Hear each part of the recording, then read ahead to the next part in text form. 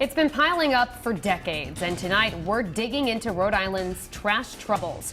We do it all the time without a thought, take out the trash. But once it's dropped off on the curb or at a town collection site, you probably never think about it again. And it's at its final destination, the landfill in Johnston, where space is quickly dwindling down and the worries are beginning to mount. Tonight, I get an exclusive tour of the last plot of open space at the landfill to find out what's next for your trash and how much it might cost you.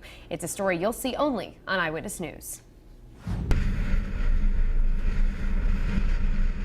240 feet up on a sunny, clear winter day, you can see the Providence skyline shining in the distance. Tilt your head down,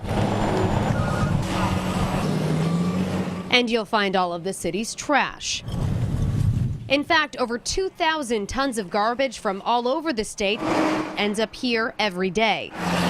It's been piling up for more than 35 years. Now, space is quickly dwindling down. We're standing on the top of the Rhode Island landfill, essentially on top of your grandmother's trash. Now, this cell behind me will fill up in about 2 to 3 years. The landfill has 80 more acres to go after that. But the question is, what happens next?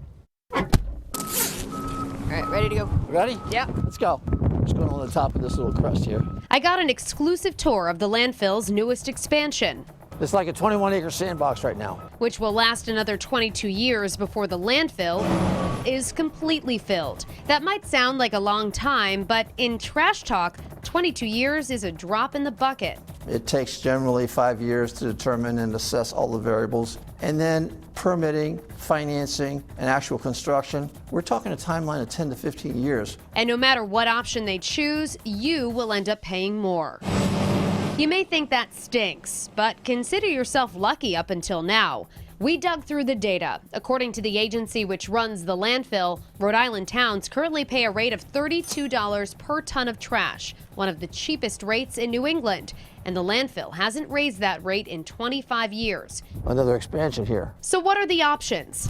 First, finding another spot in the state to build a landfill. No town wants to say, hey, put it in our backyard. It's always an issue. O'Connell says it would be much more expensive than the original landfill because of environmental regulations. Option number 2, ship the waste out of state. O'Connell estimates that would more than double the rate, increasing it by at least $50 per ton. Option 3, building a waste processing plant, like an incinerator, that would reduce trash to a more manageable size. But it's pricey. The last processing plant built in the U.S. cost approximately $700 million. And with so many waste options on the table, the Rhode Island Resource Recovery Corporation isn't wasting any time. And we know in Rhode Island, we don't have that great of a track record on doing big things well. We can't miss this one. We have to be right on this one.